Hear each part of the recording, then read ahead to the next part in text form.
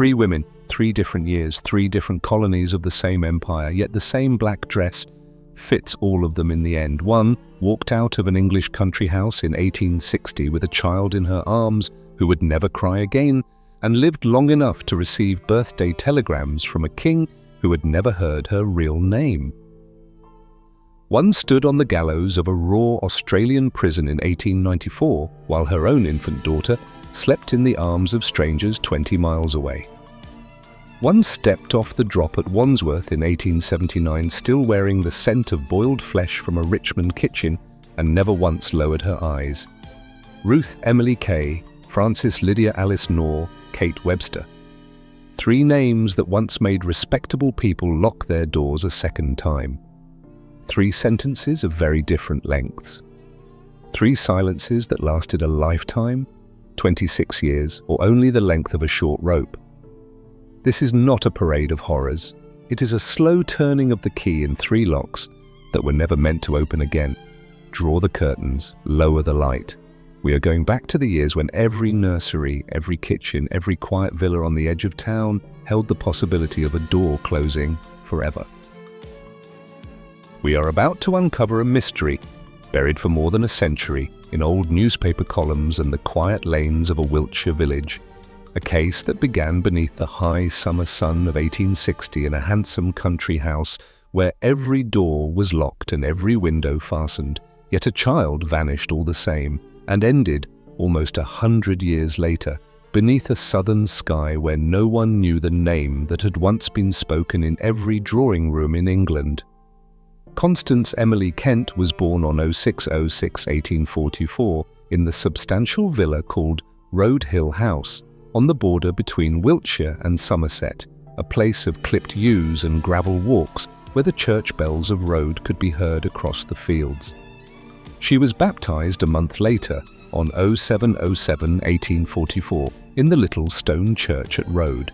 Her father, Samuel Saville Kent, served as sub-inspector of factories for the Home Office, a position that brought a comfortable income and a certain standing among the county families. Her mother, Mary Ann, had borne 10 children in 15 years. 4 lay already in the churchyard when Constance arrived. The house was large, the nurseries crowded, the servants numerous, yet money was never spoken of as plentiful, only as sufficient if carefully managed. Constance, tall for her age, dark-haired and grave, shared a bedroom on the 2nd floor with her elder sister Mary Emilia and younger siblings. From the age of 6, she helped the nursemaid with the little ones, folding linen, carrying trays, learning early that the days were long and the nights sometimes filled with the sound of a mother coughing behind a closed door. When Mary Ann Kent died of heart failure in 1852, Constance was 8. Within a year, the former governess, Mary Drew Pratt, had taken her mother's place at the table and in her father's bed. The older children watched in silence as new half-brothers and half-sisters arrived, and the house that had once seemed spacious began to feel smaller with every cradle that appeared. The new Mrs. Kent brought order to the household, but not warmth. The elder children from the first marriage found themselves pushed to the edges of their father's attention. Constance and her sister, Mary Emilia, were sent away to boarding school in Bath and then to a finishing establishment in Brighton, returning only for the holidays. At home, the nurseries rang with the voices of the younger children, Mary Emilia in 1853, Elizabeth in 1855, and finally Frances Saville on 01/06/1857. Samuel Kent doted openly on the little boy, carrying him on his shoulder through the gardens, buying him toys the older ones had never seen. Constance, now 15, watched from the schoolroom window. In the autumn of 1858, she and Mary Emilia were withdrawn from school altogether and kept at Road Hill House to assist with the younger children. Constance's duties grew heavier, dressing the little ones, mending their clothes, walking them in the park when the nursemaid was busy. She spoke little, moved quietly, and was seldom seen to smile.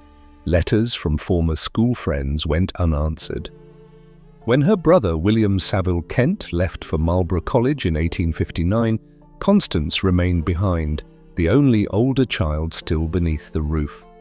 The house settled into its routine. The governess ruled the nursery, the second, Mrs. Kent, ruled the drawing room, and Samuel Kent came and went on factory business, always with a kiss for Frances and scarcely a glance for the tall, silent girl in the black dress who opened the door for him.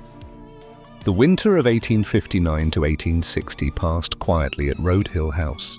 Constance turned 16 in February. No celebration marked the day beyond a new prayer book from her father. In March, the family moved the youngest children into a larger nursery on the first floor so that Frances Saville could have the small room next to the night nursery alone. Constance helped carry the little cot herself, her arms steady, her face blank. In April, the nursemaid Elizabeth Goff complained that one of Constance's nightdresses had gone missing from the laundry basket. It was never found. In May, Samuel Kent purchased a new set of razors in a Morocco case and locked them in his dressing room. Constance was seen polishing the nursery windows until they shone, though the weather was cold and the glass misted again almost at once. June arrived warm and still. On 06/05/1860, Constance cut her finger while trimming the lamp. The blood stained the tablecloth and she wrapped the wound in silence. On 06/12/1860, she asked the housemaid Sarah Cox for a length of white tape to mend a pinafore. The tape was given and never returned. The household retired early each evening. The doors were locked, the windows fastened with iron bars against the summer heat. Constance moved through the corridors like a shadow, her footsteps soft on the drugget, her candle carried low. The younger children sometimes woke to find her standing at the foot of their beds, watching them sleep, but she was gone before they could speak. On the night of 06/28/1860, the house at Road Hill fell into its usual quiet after supper. The servants retired to their attic rooms, the children to their beds. Frances Saville Kent, 3 years old, was put down in his small room next to the night nursery by Elizabeth Goff at 8 o'clock. The window was shut, the door left ajar. At 11:30, Samuel Kent and his wife went up to their chamber, locking the door behind them. Constance was last seen by the housemaid, Sarah Cox, at 10, sitting at the schoolroom table with a book open before her. The night passed without sound beyond the creak of the old beams and the distant hoot of an owl in the elms. At 5:30 on 06/29/1860, Elizabeth Goff woke to find Frances's bed empty. She called out, searched the nursery, then ran downstairs to rouse the house. Samuel Kent came out in his dressing gown, his face pale, his voice sharp.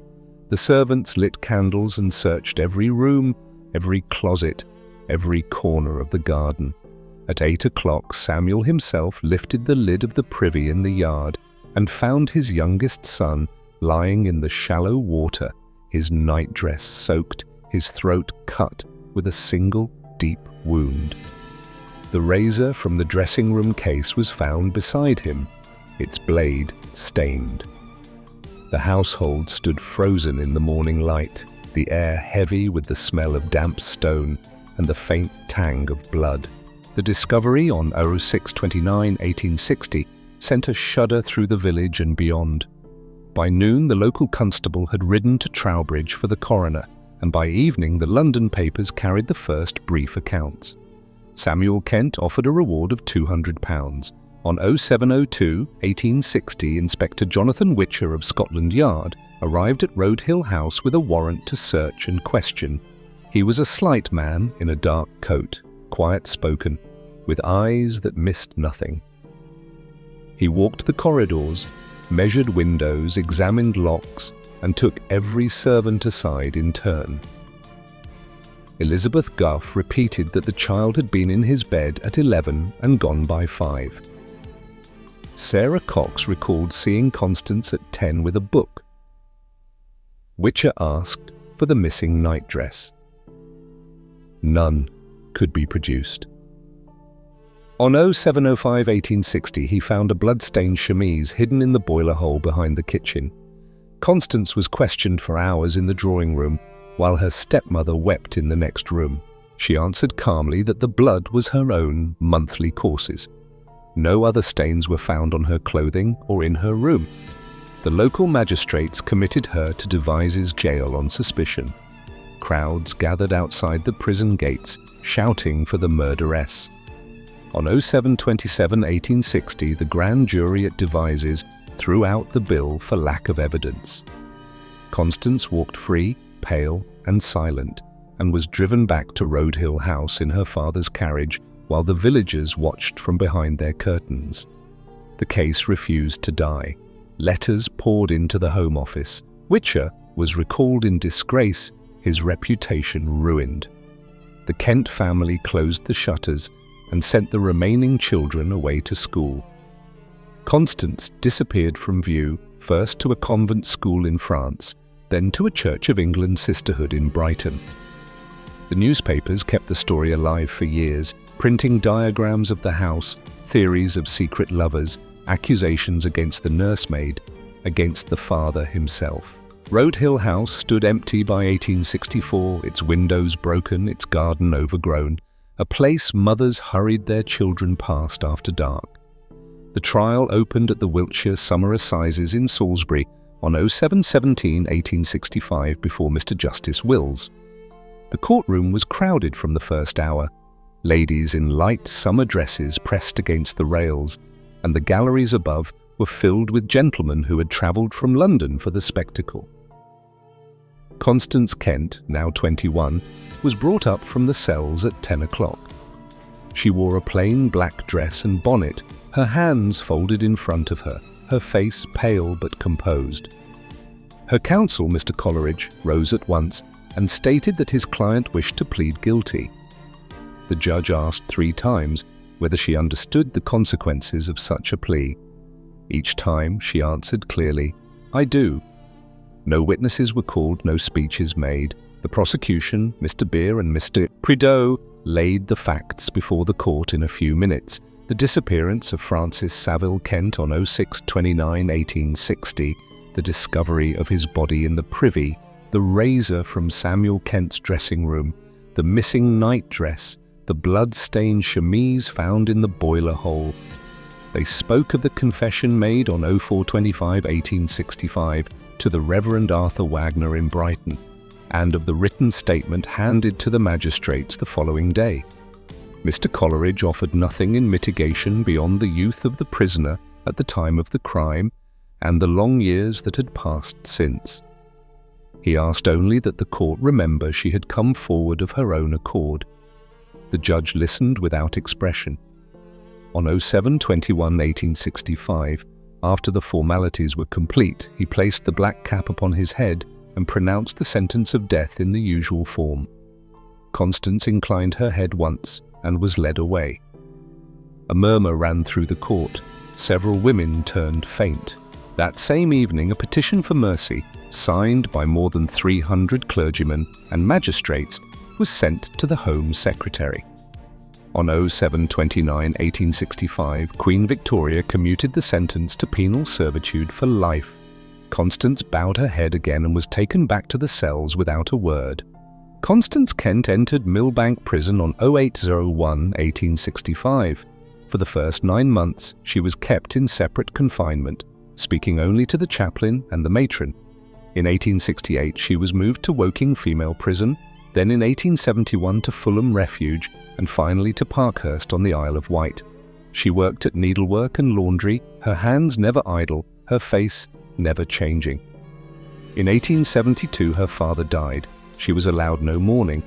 After 20 years of good conduct, she was granted a conditional release on licence in 1885. In 1886 she sailed for Australia on the Sarata under the name Ruth Emilie Kaye, accompanied by her brother William Saville Kent.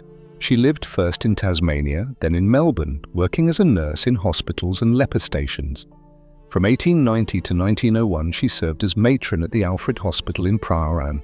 From 1901 to 1912 she was sister in charge at the Female Lazaret in Little Bay, Sydney, tending the most forsaken patients without complaint. From 1912 to 1925 she was matron of the Nurses' Home in East Maitland, New South Wales. In 1925 she retired to a quiet house in Strathfield, Sydney. where she lived alone with her books and her memories. On 06/02/1944, 4 days before what would have been her 100th birthday, she died peacefully at Loretto Rest Home in Strathfield. The death certificate recorded natural decay. The name upon it was Ruth Emilie Kaye. She received congratulatory telegrams from King George VI and Queen Elizabeth, flowers from the Lord Mayor of Sydney, and a blessing from the Archbishop. No one present knew the story that had begun 84 years earlier in a locked country house in Wiltshire. After that, the record falls silent. Was Constance Kent a child driven beyond endurance by a house that had no place for her, or did something colder stir in the dark that night? Did the law punish the right person for the right reason, or did it merely grant her the longest silence any court has ever bestowed? And when another child disappears from a room where every door was fastened, do we still know where to look first?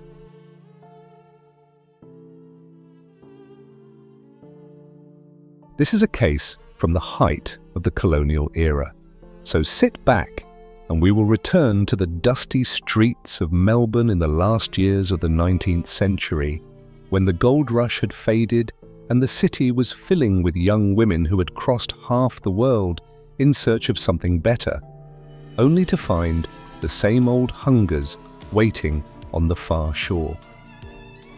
Frances Lydia Alice Thwaites was born on 11/06/1867 in a narrow house in Hoxton Newtown, a crowded corner of London where the air carried the smell of tanneries and the clang of iron from the railway yards. Her father, William Sutton Thwaites, was a journeyman tailor who took work where he could find it.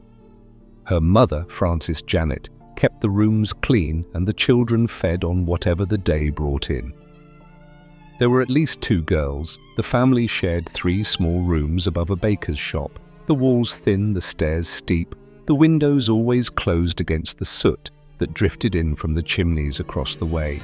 Frances learned early to mind the younger ones, to carry coal up 2 flights, to stand quietly while her mother counted the coins on the table at week's end.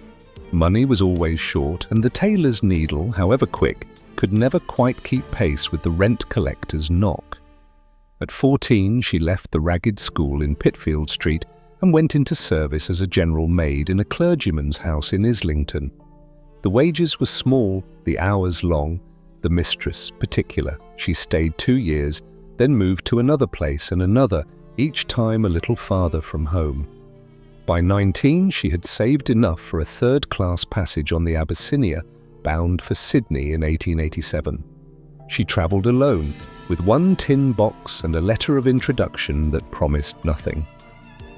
When the ship docked, she stood on the wharf in the bright southern light, 19 years old, small, dark-haired, and already tired of being told where to stand and when to speak. In Sydney, she found work first as a domestic servant in Woollahra, then as a barmaid in a hotel near the docks. The wages were better than in London, but the rooms she rented in Surrey Hills were smaller and the nights louder. In 1888, she met Rudolf Knorr, a German immigrant who had come out the year before and now worked as a waiter and occasional miner. He was tall, fair, restless, always talking of the next goldfield, the next chance. On 02/11/1889, they married at the registrar's office in Paddington. No family attended. The witnesses were strangers from the street. They moved often, first to a boarding house in Darlinghurst, then to a weatherboard cottage in Adelaide, when Rudolf followed a rumour of silver, then back to Sydney, when the rumour proved false. Money came in and went out just as quickly. In 1891, Rudolf decided Melbourne offered steadier prospects. They took the coastal steamer south and rented 2 rooms in Brunswick, a working suburb north of the city where the streets were unpaved and the air smelled of tanneries and boiling cabbage. Frances, now 24 and known to everyone as Minnie, was expecting their first child. Rudolf found irregular work as a tailor and waiter. The rent was always behind. When the baby, a girl named Rita Daisy, arrived in September 1893, the midwife was paid in installments and the cradle was second-hand. The little house on Sydney Road was quiet only when the child slept, and even then the walls seemed to press inward. By the autumn of 1892, the Knorrs were 3 months behind on rent, and Rudolph had been out of steady work for weeks. Minnie placed a small advertisement in the Melbourne Argus. Respectable married woman, fond of children, will adopt infant for small premium. The first mother arrived within days, a pale girl from Fitzroy who pressed £5 into Minnie's hand and asked no questions. The baby, Helen Mabel Illingworth, was 3 months old and already thin. Minnie promised country air and careful nursing. The mother left quickly, eyes averted. More letters followed. In October 1892, a second child, a boy, was left for £8. In December, another girl. Rudolph was seldom home. When he appeared, he brought little money and many excuses. The house on Moorland Road filled with the sound of crying that rose and fell like the wind. Neighbours noticed parcels carried out after dark, the scrape of a spade against brick, the smell of fresh lime drifting over the back fence. Minnie moved the family twice in 6 months, first to 100 Sydney Road, then to a smaller cottage nearby, always one step ahead of the landlord. The premiums bought coal and gin, but never quite enough. By March 1893, 3 infants had come, and none had gone to any country home. Rita Daisy, now 6 months old, was kept in the front room while the others were taken to the back. The crying grew weaker, then stopped altogether. In April, a 4th child arrived, a girl named Dora Annie Sweeney, barely 3 weeks old. Minnie weighed her in her arms, counted the £10, and closed the door. On the evening of 06/08/1893, the new tenant at 100 Sydney Road, a carpenter named John MacDonald, pried up a loose floorboard in the back bedroom to lay a pipe. The smell rose first, sweet and heavy. Beneath the boards lay the small body of a girl, wrapped in a scrap of flannel and sprinkled with lime. MacDonald called the constable on duty in Brunswick. By morning, the yard was full of police. They dug further. Under the hearth, they found another child, smaller, the bones delicate. In the garden beneath the lemon tree, a 3rd parcel, scarcely more than skin and hair. The house was turned inside out, every plank lifted, every drain opened. On 06/09/1893, Detective Frederick Williams knocked at the cottage Minnie had moved to only days before. She opened the door in her black dress, Rita Daisy on her hip.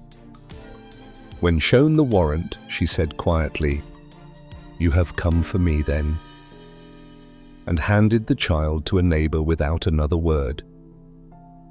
Rudolph was taken at the same hour from a coffee palace in the city. The police counted 3 bodies recovered and suspected more, but the earth had kept its own counsel. The inquest opened on 06/12/1893 at the Brunswick Courthouse. Dr. Joseph Ackroyd testified that the child found beneath the bedroom floor, Helen Mabel Illingworth, had died of strangulation. Marks of pressure were visible around the neck, and the stomach was empty. The second infant, Dora Annie Sweeney, showed the same marks and the same emptiness. The third could not be identified. The flesh had gone. Only the small bones remained. Mothers came forward one by one. Gladys Wade from Collingwood, who had paid £10 in April. Ellen Jones from Carlton, who had left her newborn in February and received no letter since. Each recognised the scrap of flannel or the ribbon still tied around a tiny wrist. Minnie Knorr was committed for trial on 3 counts of murder. Rudolph was charged as accessory after the fact. The police searched every house the couple had occupied in Brunswick and found traces of lime beneath floorboards and in the drains, but no more bodies. On 09/06/1893, Minnie was removed to Melbourne jail. She sat quietly in the van, Rita Daisy left behind with the Salvation Army. When the matron asked if she had anything to say, she answered only, "I have done what I have done," and turned her face to the wall. The trial began in the Supreme Court of Victoria on the 12/04 1893 before Mr. Justice Holroyd. The courtroom was packed. Women stood 3 deep along the galleries, many with babies in their arms. Minnie Knorr, small and pale in a plain black dress, stood in the dock without trembling. The Crown, led by Mr. Walsh and Mr. Duffy, called only the evidence for 1 count, the murder of Helen Mabel Illingworth, but laid the whole pattern before the jury: the advertisements, the premiums, the empty stomachs, the marks around the necks, the lime beneath the floorboards. Dr. Ackroyd repeated his findings. The mothers wept as they identified the scraps of clothing. Detective Williams produced the spade found behind the lemon tree and the receipt book in Minnie's careful hand. The defense, Mr. Coldham and Mr. Maxwell, offered almost nothing in denial. They spoke instead of a woman worn down by want, of a husband who brought home no wages, of nights without sleep and days without bread. They asked the jury to remember that she had kept her own child alive while others perished. They did not put Minnie in the witness box. She sat silent, eyes lowered, hands folded. On 12/05/1893, after less than an hour, the jury returned a verdict of guilty on the single count. No recommendation to mercy was made. Mr. Justice Holroyd placed the black cap upon his head and sentenced her to death in the usual form. Minnie inclined her head once and was led away.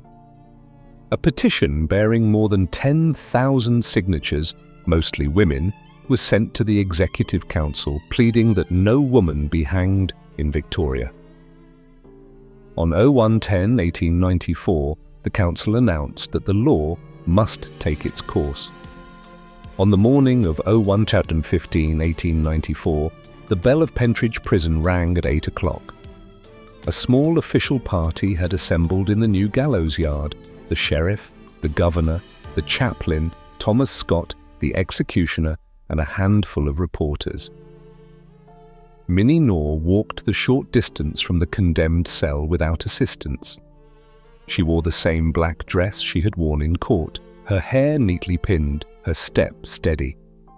The chaplain read the burial service. She joined softly in the responses.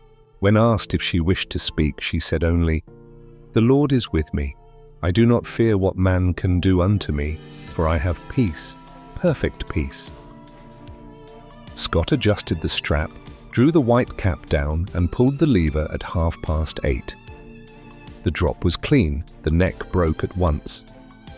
At 08:34, the prison surgeon pronounced life extinct.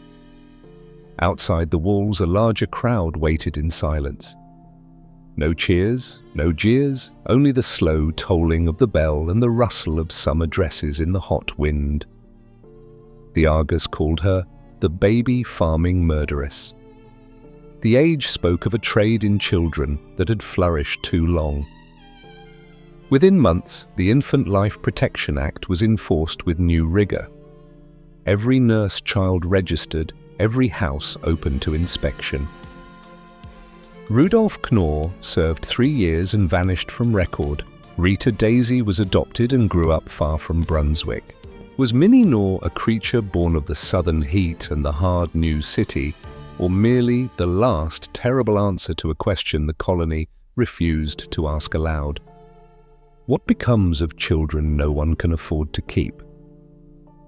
Did the rope at Pentridge settle an account, or did it simply close the ledger on a debt the whole society had written? And when another desperate mother stands at a stranger's door today, money trembling in her hand, does the shadow of that small black dress still fall across the threshold?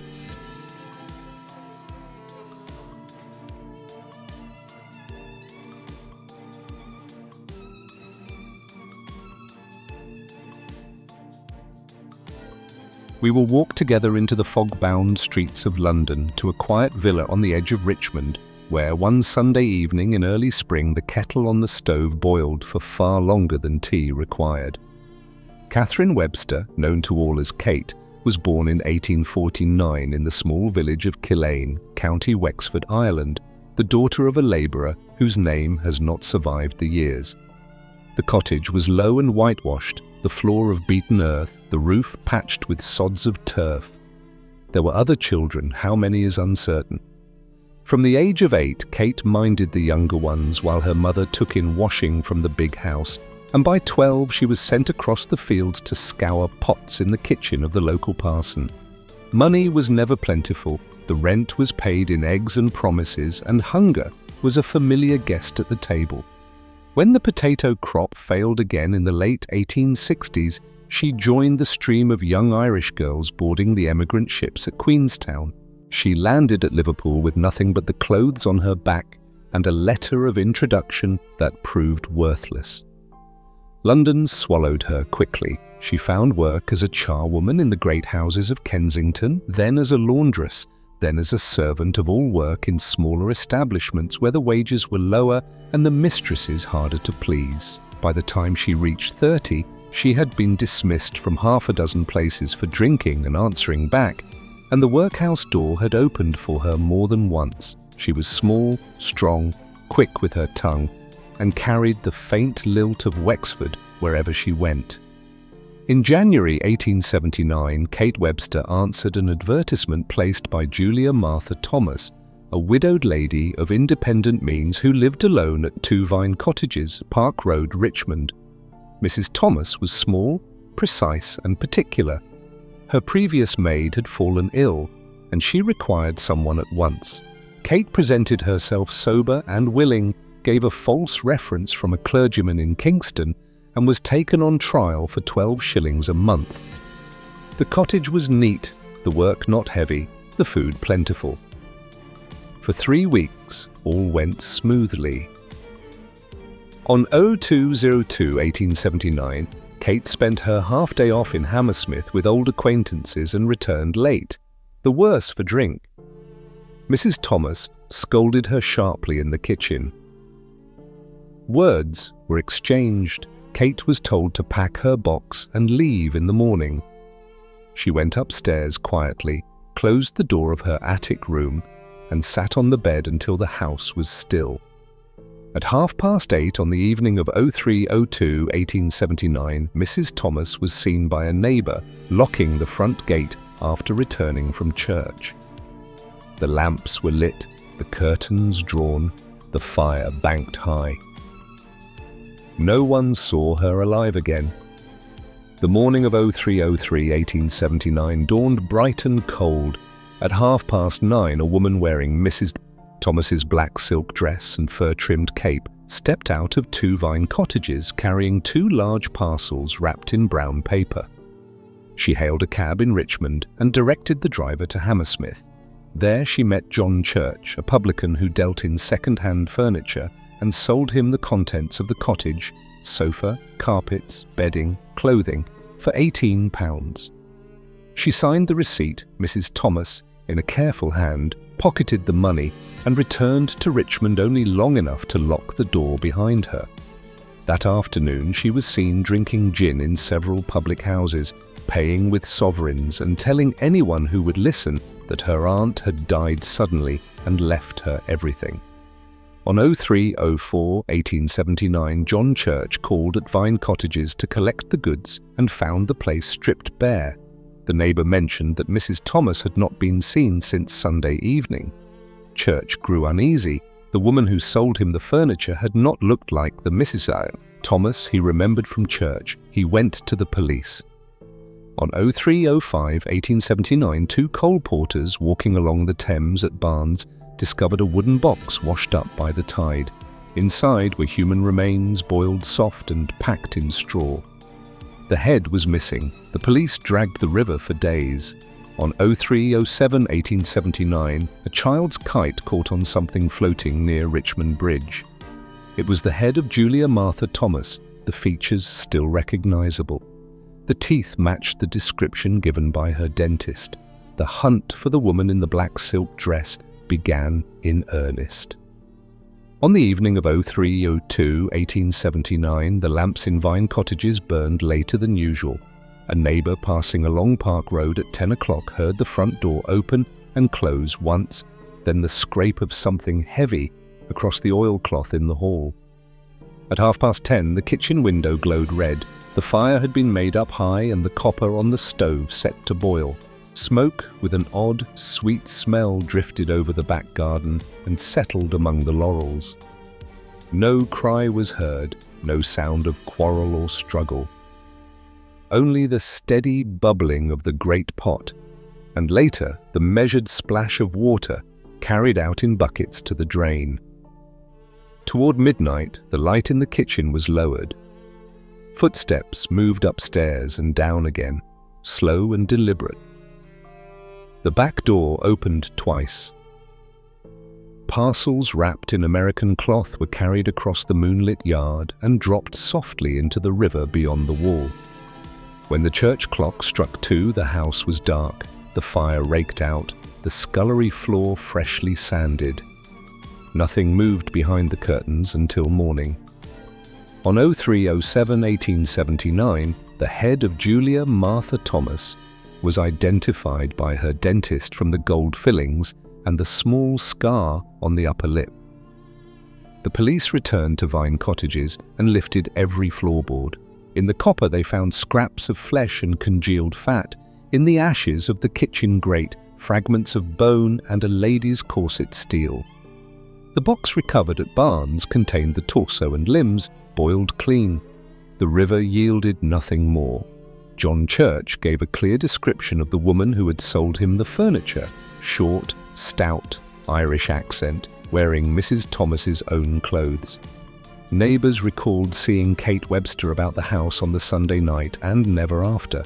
A warrant was issued. On 03/28/1879, Detective Inspector Dowdell of Scotland Yard crossed to Ireland and found Kate at her mother's cottage in Killane. She was sitting by the turf fire drinking tea when the door opened. She looked up without surprise and said only, "I knew you would come." She was taken back to London in irons. The inquest at Richmond on 04/05/1879 returned a verdict of willful murder against Catherine Webster. She listened to the evidence in silence, her hands folded, her face expressionless. When asked if she had anything to say, she answered, "I am innocent. I was not there." And nothing more. The trial opened at the Central Criminal Court, the Old Bailey, on 07/09/1879 before Mr. Justice Huddleston. The public benches were filled from the first morning. Ladies in summer silks crowded the galleries, and reporters packed every corner. Kate Webster stood in the dock in a plain black dress, her hair neatly pinned, hair gleaming under the gaslights, her expression calm. The Crown, led by Mr. Poland, laid out the case in measured tones: the quarrel on 03/02/1879, the disappearance, the sale of goods on 03/03/1879, the boiled remains, the clothing worn by the prisoner, the false signature Mrs. Thomas. John Church identified her as the woman who sold him the furniture. The dentist confirmed the head. The police produced the copper, still stained with fat. The evidence was overwhelming and undisputed. Defense counsel Mr. Warner Slay offered little beyond the absence of any witness to the actual moment of death. He urged the jury to remember that Kate was a poor Irish servant, provoked beyond endurance by a harsh mistress, that she had acted in sudden passion rather than with premeditation. He did not put her in the witness box. She sat silent throughout. On 07/12/1879, after barely an hour's deliberation, the jury returned a verdict of guilty. No recommendation to mercy was added. Mr. Justice Huddleston placed the black cap upon his head and pronounced sentence of death in the usual form. Kate heard it without flinching. When asked if she had anything to say, she replied clearly, "I am innocent, my lord. The murder was committed by another person," and was led away.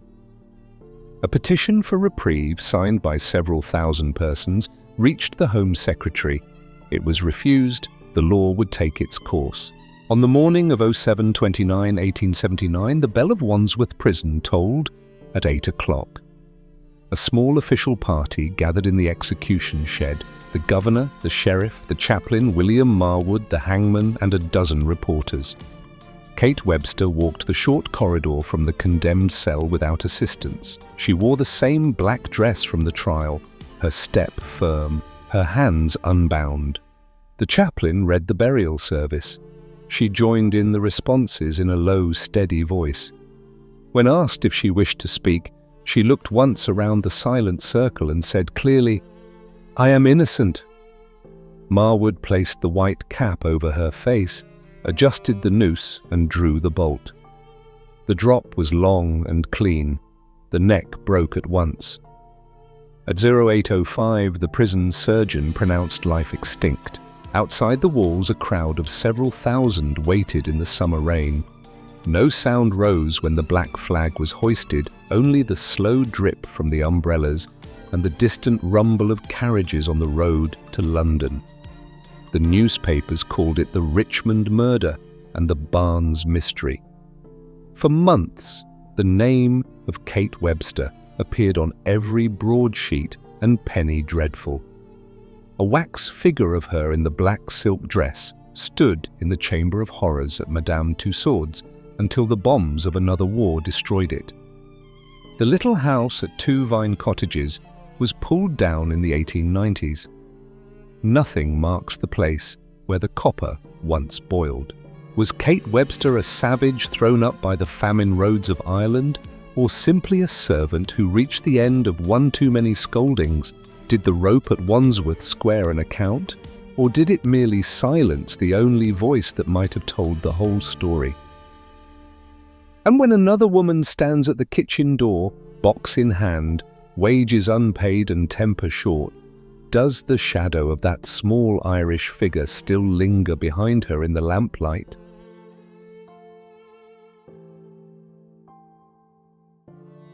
And so the three ledgers close. One woman carried her secret across 99 summers and died in the arms of strangers who called her Ruth. One woman left her own baby alive while the day the rope took her. One woman stepped off the drop still insisting she was innocent, while the black silk dress of her mistress hung in a wax museum for 60 years. Three women, three continents, three different centuries of breath, yet the same quiet question lingers in the air long after the gallows falls silent. When the rent is due, when the children cry from hunger, when the mistress raises her voice one time too many, where exactly does the line lie between endurance and the unforgivable? Now the room is dark again. Tell me, without anger, without judgment, just your honest thought in the space below. Which of the three stays with you tonight, Ruth, Frances, or Kate? Write her name and why she refuses to leave. If these stories leave a cold place behind your ribs, press the bell. Stay with us. There are more doors in the shadows, waiting for the lamp to be lifted once more. Thank you for keeping watch with me in the long Victorian dusk. Until the next black dress appears, good night.